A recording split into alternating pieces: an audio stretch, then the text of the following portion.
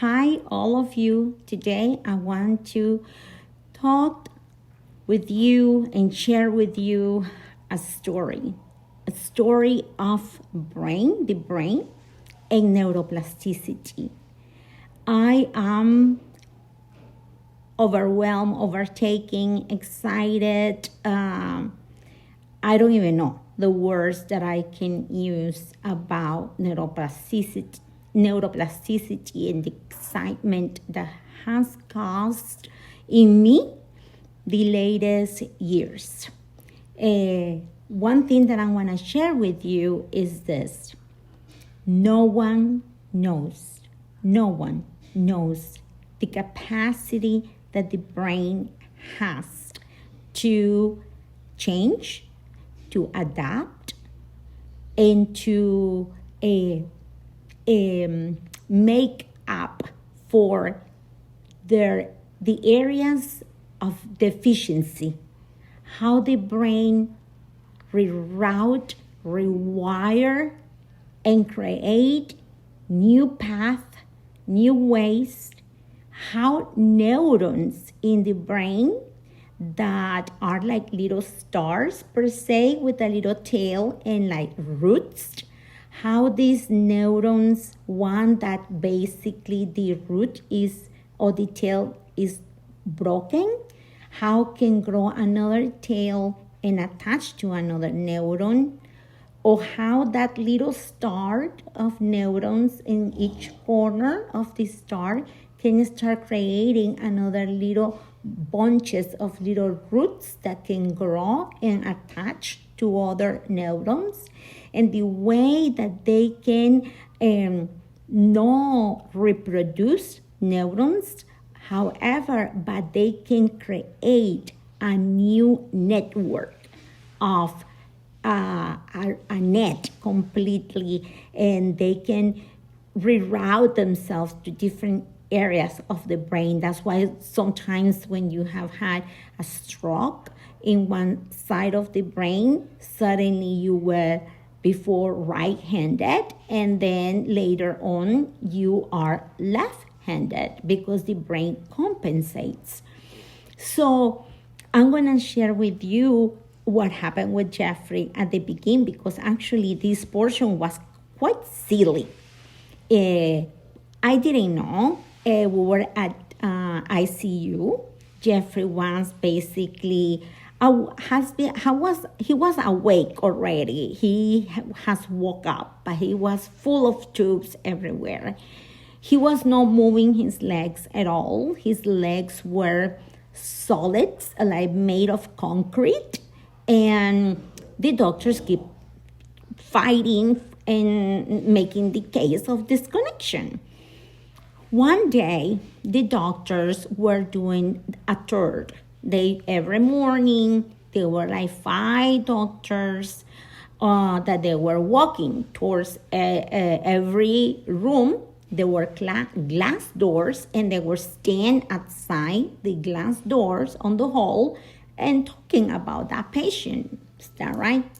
So one day, they stand outside the door and they see me that I have Jeffrey leg, because Jeffrey legs are not moving.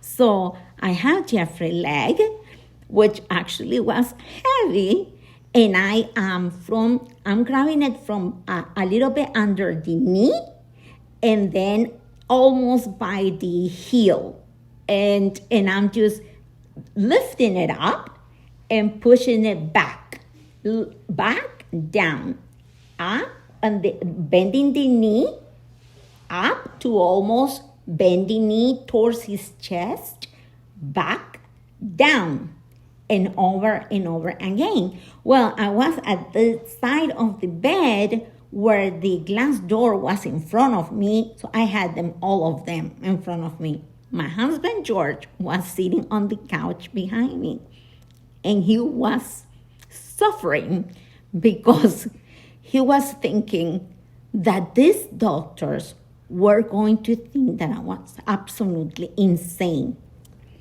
Now, I will have to say that a lot of people that that the world has considered to be insane has been the ones who has done or found or create incredible changes in this world.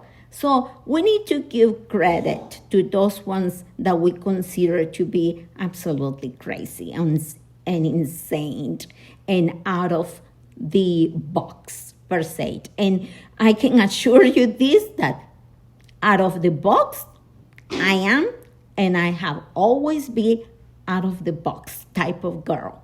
So, but never in a bad way, never in a bad way. And so when they saw me doing that, literally, the 5 of them, they were speechless. They stopped there. They were paralyzed, like statues. And I kept going and going and going. Well, they laughed. My husband, because I was doing that already for several days. So my husband, George, came to me one day when I started actually doing this. And he said to me, "What are you doing?" He said, "You don't understand?" He said, "The brain gives the order, the message to the body. Is the command center that gives the order to the body of what to do, not the other way around." And I look at him. I knew the brain was my issue. Is that right? So I look at him and I go, "Well," I said, "I don't care. This time around, the body is going to give orders to the brain." And I kept doing it again. And then I started with the arm and all that. What is my surprise? That when I fought the fight of my life at Methodist Hospital, which that story you must know one day, because actually now that I look back, it was horrible at the time, but now that I look back, actually was hilarious. And anyway, so my surprise when I get to tear is that that's exactly what they are doing. The goal is to move the body, that it doesn't move because the brain is not passing the signals.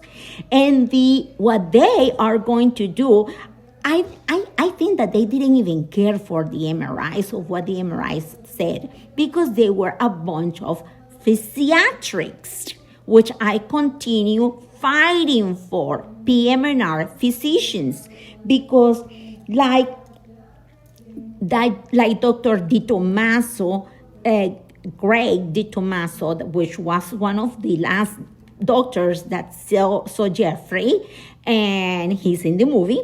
He said, if Jeffrey would have left a legacy, I hope that legacy is that we can see people for what they are in their holistic way, the whole person, not by diagnosis, not by X and O's.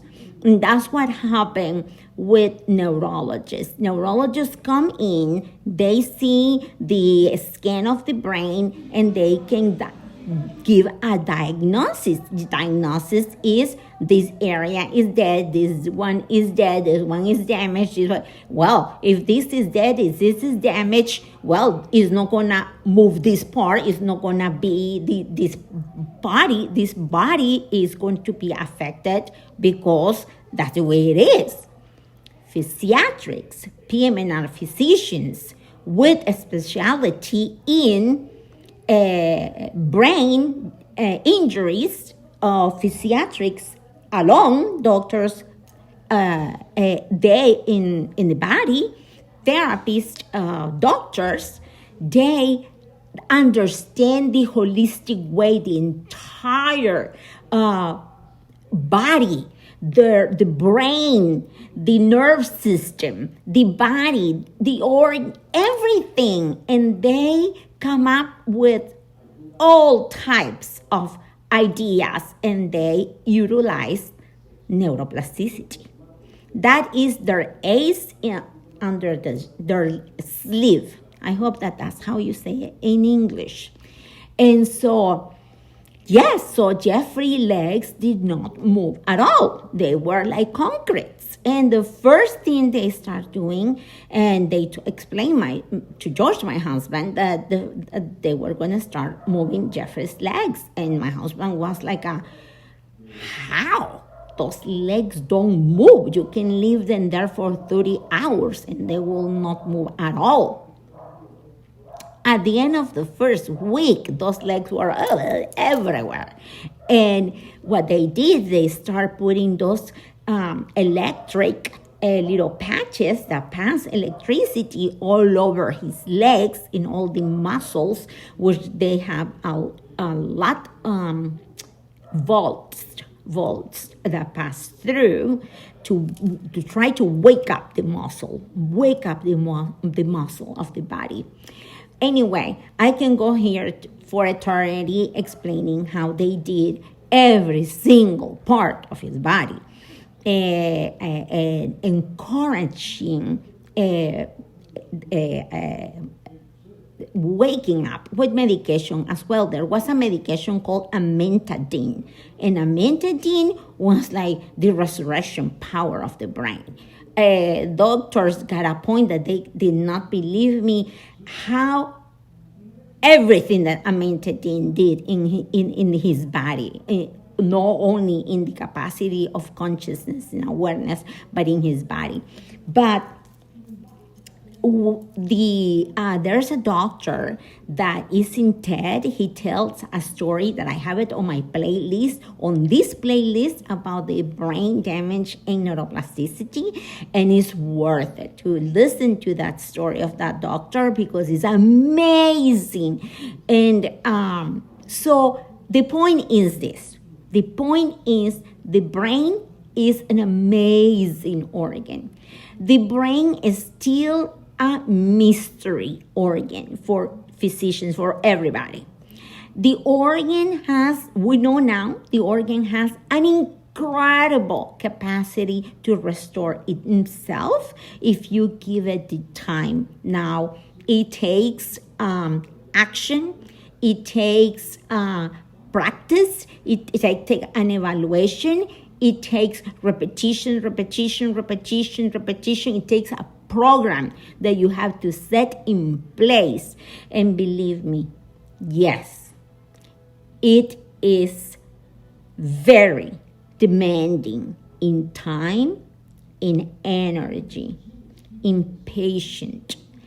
And it depends the damage of the brain, it can take years. Because if you have just one single stroke, and one area, one lobe, two lobes of your brain is affected, it may take a year for you to go back. Is that right? To be back, you again.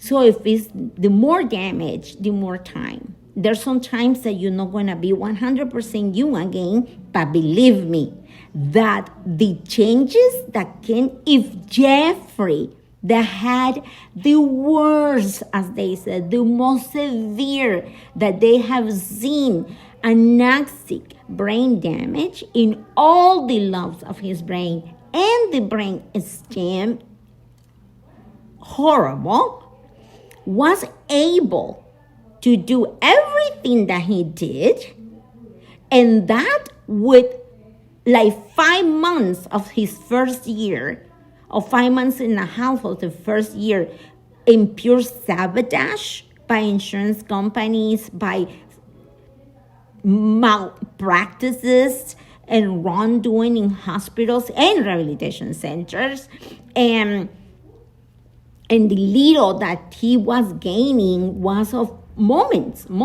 and he did so much. If he would have had all the support and everything, how far Jeffrey would have gone, it would be amazing. However, there's other people that now we know, also for depression, PTSD, all type of phobias and fears, neuroplasticity will enhance the capacity to restructure your brain. And you are able and capable to do and relearn things that no matter even the age, if you have the will to do it, and it takes somebody commitment. It takes commitment, and the will to do it, and people that is with you, telling you can, positive people telling you can. Don't stop. Don't listen. You can fly to the moon. Don't listen who say that you cannot. Stop. You can't. Stop. You can't. From the moment that you have a brain damage, from that moment is you can, and you will. And you will repeat thousands and thousands and thousands of times same exercise, or you will be adapting the exercise as the persons are getting better. But you never say you can't and you won't. At the end, we'll see. But by the end, you will have a person that is going to be pretty well, very well. And that's what I want to share with you guys today. Tell me what you think on the comments. And love you guys.